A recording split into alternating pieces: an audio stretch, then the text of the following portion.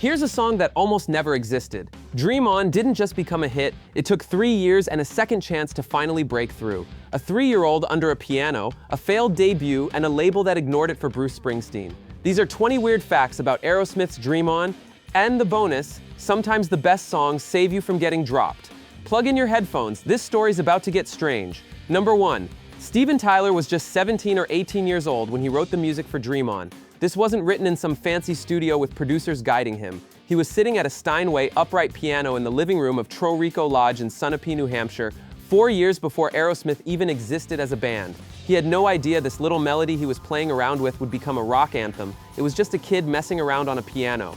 Number 2. The inspiration came from an unusual place, literally underneath his father's piano. When Tyler was just 3 years old, he would lay on the floor beneath the piano while his Juilliard-trained musician father played classical music. Tyler later said in a Rolling Stone interview, that's where he got the chord progression for Dream On. A 3-year-old soaking up classical music on a living room floor became the foundation for one of rock's greatest power ballads. Who knew toddler time could be so productive? Number 3. When Dream On was first released as a single in June of 1973, it was basically ignored. The song only peaked at number 59 on the Billboard Hot 100 nationally. For a song that would eventually become one of the most recognizable rock ballads of all time, that's embarrassing. But there was a reason. Columbia Records wasn't promoting Aerosmith at all. They were too busy pushing Bruce Springsteen's debut album, which came out just a week earlier. Aerosmith got left in the dust. Number 4. But in Boston, Dream On was absolutely massive from day one. While the rest of America slept on it, Boston radio stations couldn't stop playing the track. It became the number 1 single of 1973 on WBZ-FM, number 5 for the year on WRKO, and number 16 on WMEX. The band's hometown understood what everyone else missed. Sometimes your own people know your worth before the world does. This local success kept the band alive when national success seemed impossible. Number 5. Columbia Records gave Dream On a second chance in late 1975, and this time it exploded. The album version was reissued, debuting at number 81 on January 10, 1976. By February 14th, it broke into the top 40. By April 10th, it peaked at number 6 on the Billboard Hot 100. Same exact song 3 years later, completely different result.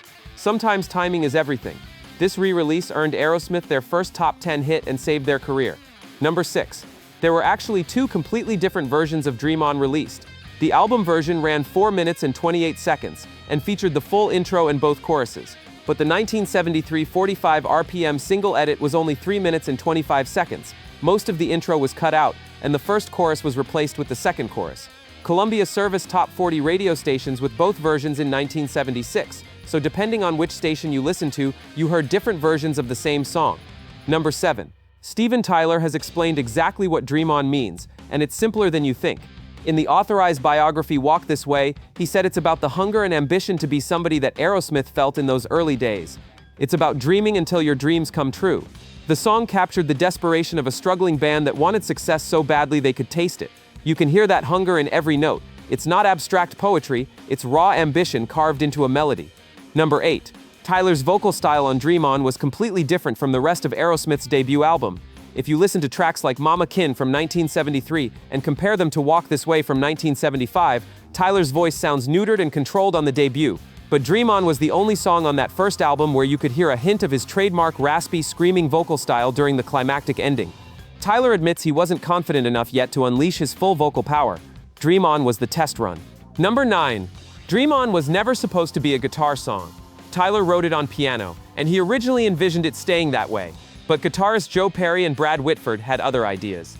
Brad Whitford explained to Guitar World that the idea was to transcribe what Steven was doing with his left and right hands on the piano, 1 guitar per hand. So they created a 2-guitar arrangement that mimicked the piano parts. Tyler said he never in a million years thought he'd take it to guitar. Sometimes the best creative decisions are the ones that break your original vision. Hey, pretty wild so far, right? If you're enjoying this deep dive into Dream On, go ahead and hit that subscribe button so you don't miss what's coming next.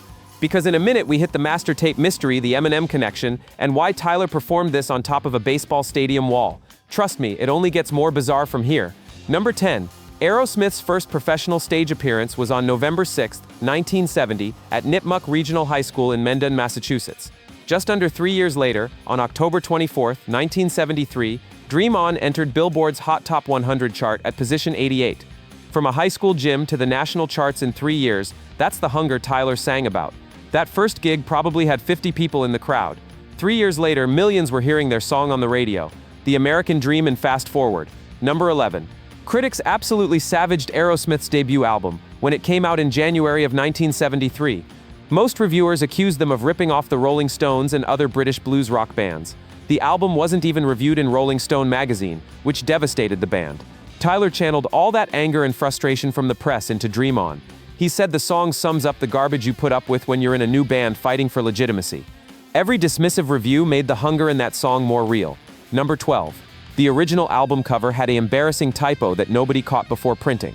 The song Walkin' the Dog was misspelled as Walkin' the Dig. When they finally printed a second pressing, they corrected the error.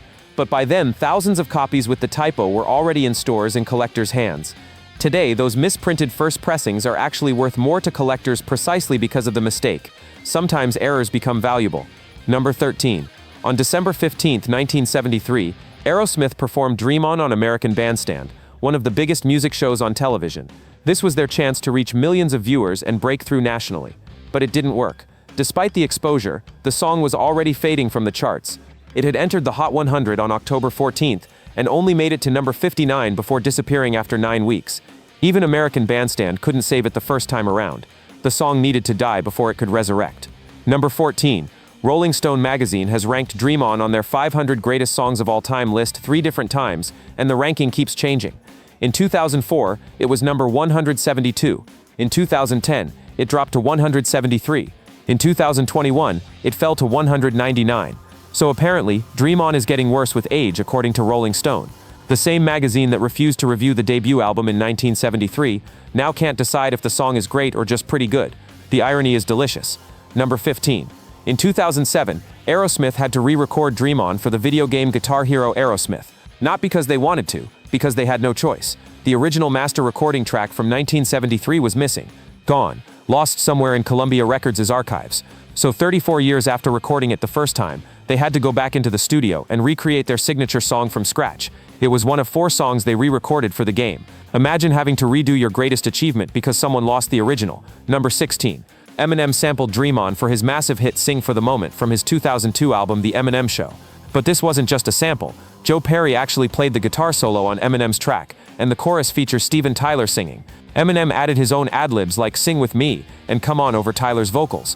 When Eminem was inducted into the Rock and Roll Hall of Fame in 2022, Tyler performed Dream On with him during the ceremony. 2 generations, 2 completely different genres, 1 iconic song. Number 17. Tyler has performed Dream On with full orchestras multiple times, and one performance in particular stands out.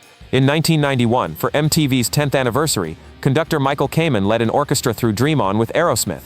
That orchestral version was so powerful it ended up on the Last Action Hero movie soundtrack. Hearing Dream On with strings, horns, and timpani behind Tyler's vocals transforms the song from a rock ballad into a full symphonic epic. It proved the song's composition was strong enough to work in any format, garage band or philharmonic orchestra. Number 18. On August 10, 2010, at an Aerosmith concert at Boston's Fenway Park, Tyler did something completely insane. He performed most of Dream On a grand piano positioned on top of the Green Monster, the famous 37-foot-tall left field wall.